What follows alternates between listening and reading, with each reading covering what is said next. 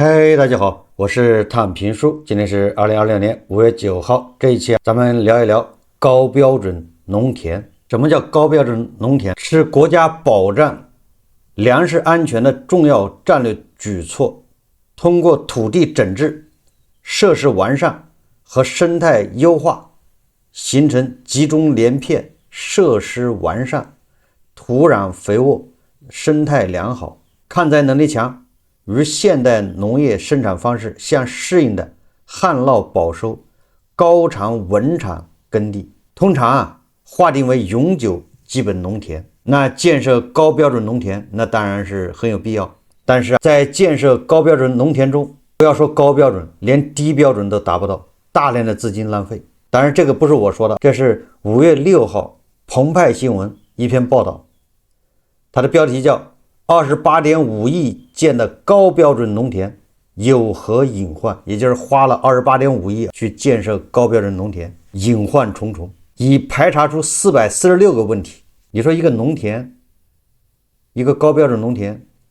花了28個億的農田，居然能查出446個問題，這也是天下奇聞。我們看看這個澎湃新聞是怎麼說的。當然了，這個不是咱們唱空，澎湃新聞人家的報道，2020年4月中下旬，根據群眾反映，澎湃新聞引資調查隊記者前往鄱陽縣，離這很近，離安慶應該就不到50公里。鄱陽縣在江西的北部，跟安徽的南部，東至縣跟安慶都隔得非常近，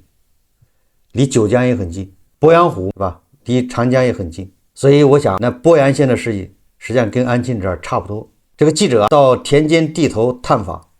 發現當地一些高標準農田存在工程質量、建後管護等問題。在鄱陽縣饒府鎮2021年高標準農田項目中建成的一些提灌站，因設計、設備和管護等問題，至今被廢棄閒置。鎮幹部證實，目前提灌站能用的不足一半。什麼叫提灌站？這我知道，就我們這兒也是這樣的。從長江邊上有很多支流，細的那個小河啊，最終也是流到長江的。從那個小河裡面，因為河一般的河床比較矮，從河裡面抽水灌溉農田，對吧？你要把水抽起來，一般的在河邊上建的叫提灌站，也大馬力的那種水泵啊，插到河裡面去。它一般提升10来米，提到这個跟農田一樣高，從水池子裡面就開始往農田裡灌，它就隨着修的水池的渠道就往下流到各地的農田，叫提灌站。那這個是要花錢修的，因為你裡面每一個提灌站至少2台大功率的水泵。2017年以來，鄱陽縣依靠中央和省級財政撥付的28.5億資金，陸續建設高標準農田97萬多畝。針對建設過程中存在的問題，鄱陽縣今年成立工作專班，開展整治。調查中，澎湃新聞記者從鄱陽縣農業農村局了解到，該縣目前已排查發現問題446個，要求在年底整改到位。此外，縣財政將投入4000多萬元，逐步解決農田工程損毀、建後管護等問題。在高標準農田建設整治過程中，個別項目承包商與官員利益勾兌問題也浮出了水面。鄱陽縣多名公職人員向引資調查隊證實，當地一名承攬農田建設工程的商人近期已被帶走調查，曾分管高標準農田建設的2名領導幹部目前正接受紀檢監察機關審查調查。那這裡面肯定有腐敗啊！鄱陽縣位於上饒市西部，鄱陽湖東岸，素有魚米之鄉美譽。那你挨着長江呢，沒有不叫魚米之鄉的。距鄱陽縣城約40公里的饒府鎮，在2021年建設高標準農田1.5萬餘畝。2020年4月19日，引資調查隊記者來到該鎮，在樂安河、臨港河流域，那你看都是這種小河，它這小河就是當地的不知名的，說河也行，說水溝也行。就是在江南，我們這地方就很多這種特別小的河，在地圖上你看不到名字，只有當地人知道它叫什麼名字。它有的那个河以前新修水利的时候故意挖的，在那小河的基礎上挖成大河，这样是便於兩邊的這個農田灌溉。上個世紀50、60年代新修水利開挖的，可見成片的高標準農田已插上早稻秧苗，隨着基根道前行，在河流附近可找到粉刷白色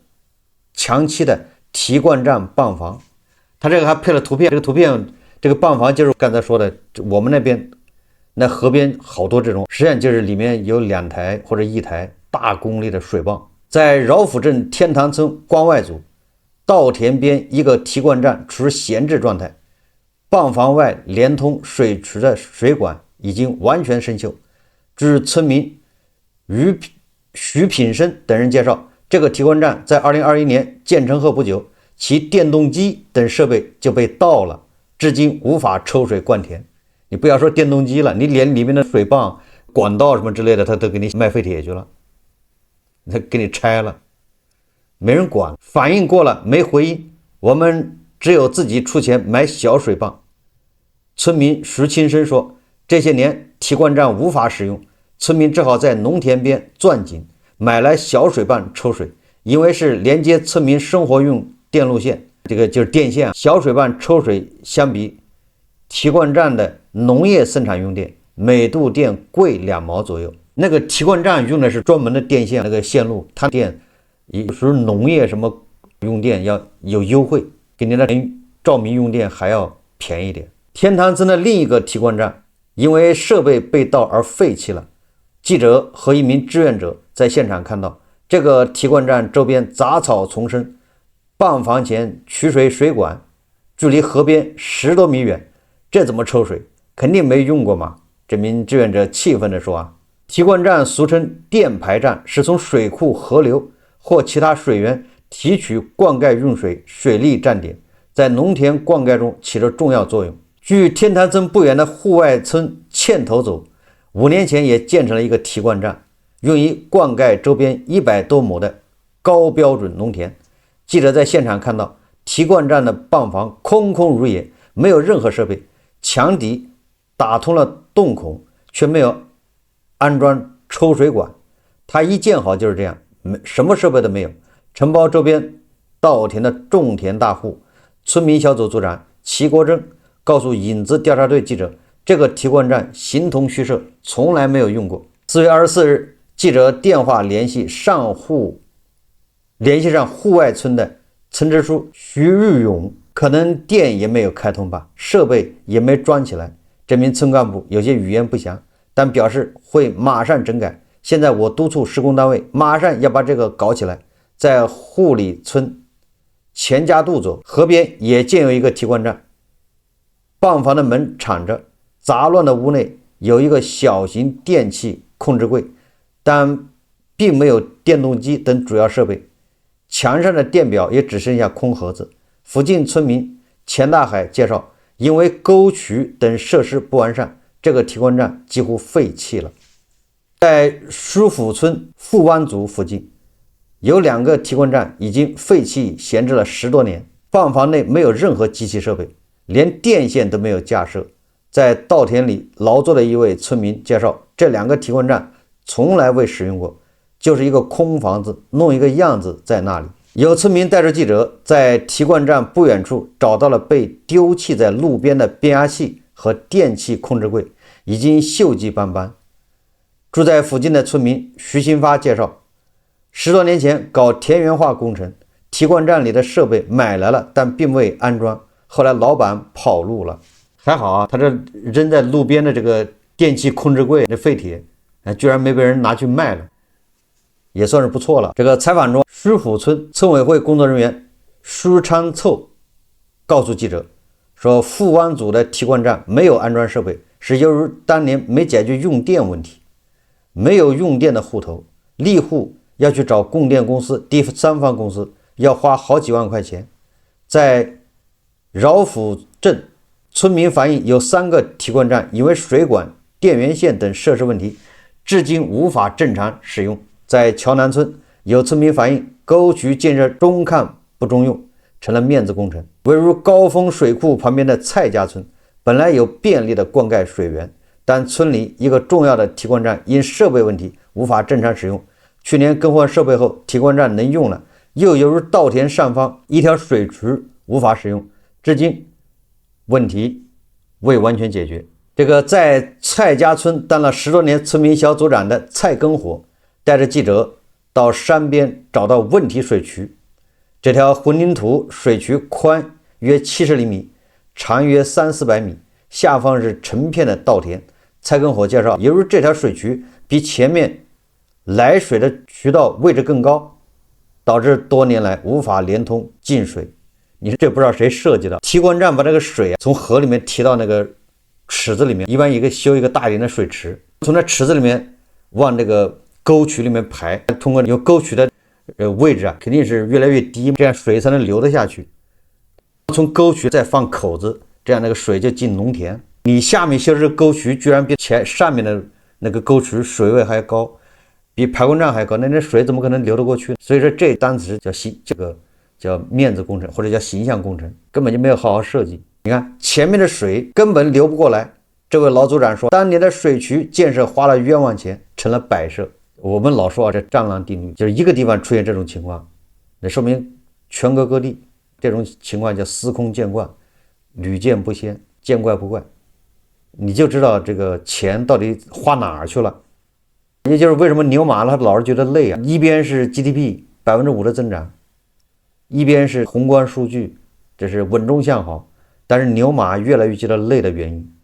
那就是錢。你看大头的錢，他在這兒都能浪費掉。這個澎湃新聞說，原因剖析說部分工程有質量問題，建後廣護也不到位。饒府鎮蔡家村在2025年遭遇了嚴重旱情，除了降雨少，水利灌溉設施不完善是重要原因。影子調查隊記者在蔡家村採訪發現，因為缺乏灌溉，一些原來種植水稻的農田變成了旱地，村民在上面種植花生等經濟作物，當地有少量農田還被撂荒。像這兩邊以前都是良田，大部分改成旱地。正在地裡種花生的一位村民說，水稻你本來種田种吃的玉米啊，不是主粮的，对不对？水稻結果被迫改成種花生。4月20日，饒府镇人大主席张長征向澎湃新聞介紹，據他了解，蔡家村建成的高標準農田約2300畝，因為地勢、灌溉等原因，目前未種植水稻的農田大概800多畝。另外出現撂荒的面積有120畝，目前正對蔡家村的高標準農田建設情況進行整治。下一步除了完善水利設施，還將對撂荒土地進行培肥，推進復耕復種。據張長征介紹，2021年饒府鎮有12個村建設了高標準農田，當時建了10多個提灌站，目前能用的不足一半。張長征說這些提灌站不能正常使用，主要原因包括設備被盜、設計不合理，比如天堂村那個提灌站形同虛設，戶外村的提灌站也長期擱置，選擇的地點就不適合提灌，建起來了也達不到提灌效果。2025年饒府鎮遭遇嚴重的乾旱，一些提灌站無法正常使用，鎮政府只好出資建了30口机井，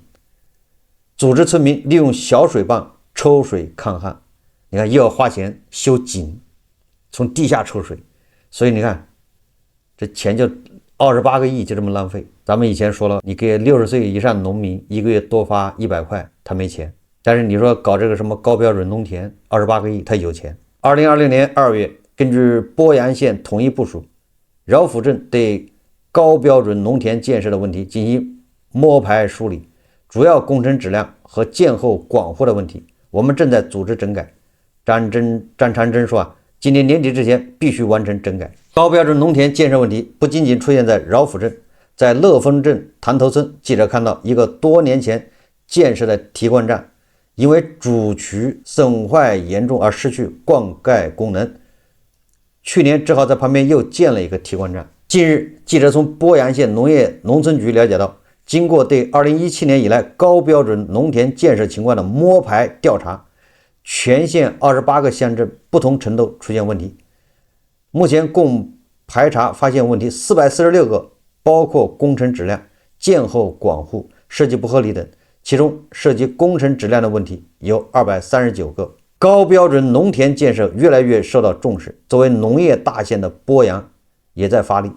鄱陽縣農村農業局黨組成員，分管高標準農田建設的叫封俊偉向澎湃新聞介紹，2017年之前，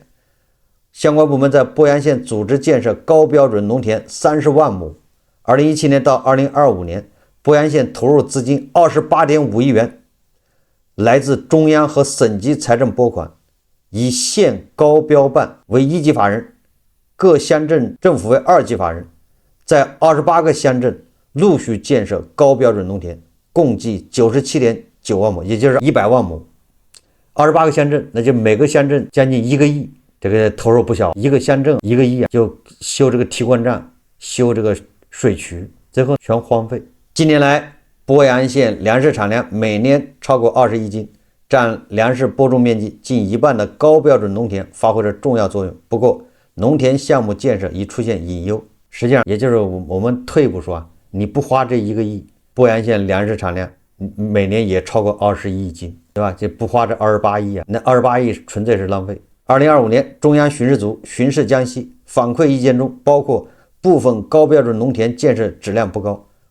管護欠佳。2020年1月，江西省動員部署整改工作。此後，鄱陽縣成立工作專班，对2017年以来高標準農田建設項目開展專項整治。這個封俊偉介紹，他說摸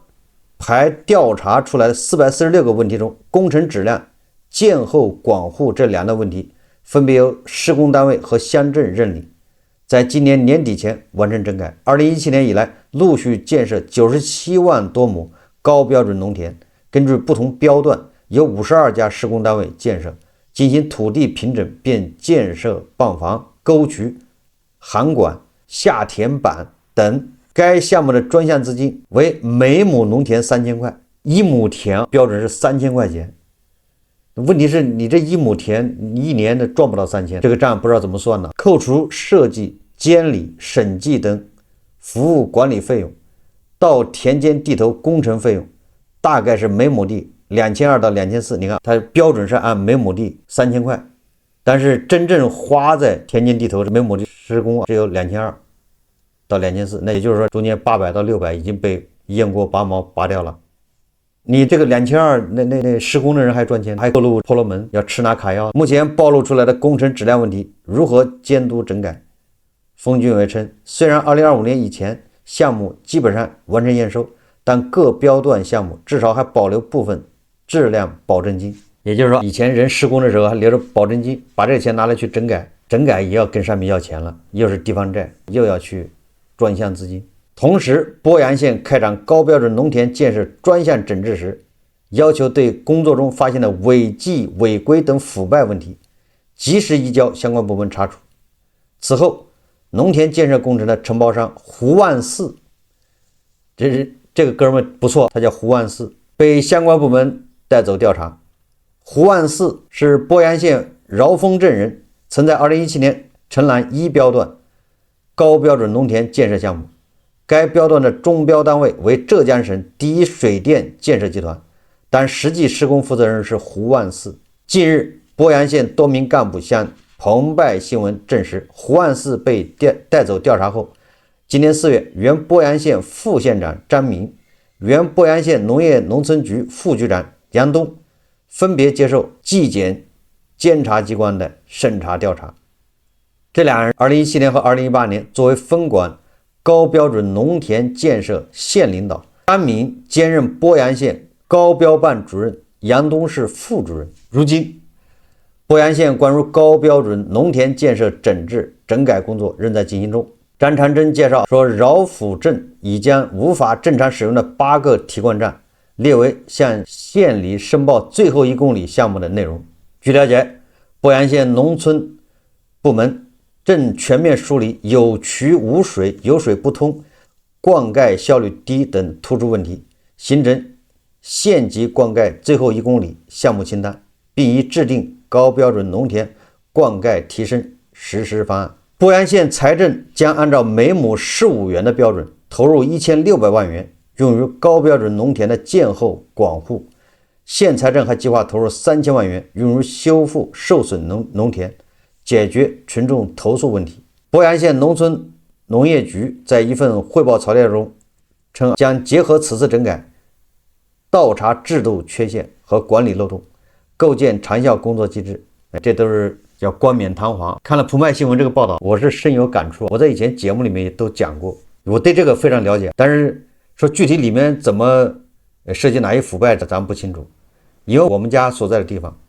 就跟這個鄱陽縣是一模一樣的，挨着長江啊，這長江沿線這個農田它一般是怎麼灌溉、抗旱或者排澇，它就需要新修水利。它的水利系統是這樣子的，因為你挨着長江，所以在長江邊上就有各種闸。那個闸呀是什麼意思？当你干旱的時候，它就從長江裡抽水或者引水進入長江外面。但是如果内澇的時候，对不对？比如说下大雨，就把这个水啊往长江裡排，這就是個水利工程。那從長江往長江外面引水，一般通過新修水利，就是挖的河溝，那兒在長江那兒有個閘，門給這個閘門給關上。什麼時候開，它反正有規定的，什麼情況下它會開，什麼情況下要灌水。好，就這樣就把你長江邊上那些小河渠讓它水位上來，從這個小河裡面再往農田裡面灌水，你就要修這種提灌站，隔一段路就在那小河邊上修一個提灌站，一個提灌站大概能管個幾百畝或者100畝200畝，大概這樣子的。它就必須要根據那個地形來修，你這個提灌站在什麼地方，再修在哪一節，完了把這水從河裡面提升到比如說還有10米高，那個高度一個水池子，跟這個水池子相連的修了很多溝，那個小的這種溝渠，就是那種上面是70公分，下面是50公分，就類似這種小渠。從那池子那水啊，那個渠肯定是修的是越來越矮，這樣水能自動從水池子裡面往渠裡流的時候，從水渠那兒再開那個小口進你各家各戶的田裡面，這隔一段地方你可以開個口子，這就形成了把那個河裡的水提到水池子，水池子通過這落差自動的通過水池流到下面的各個田裡面去，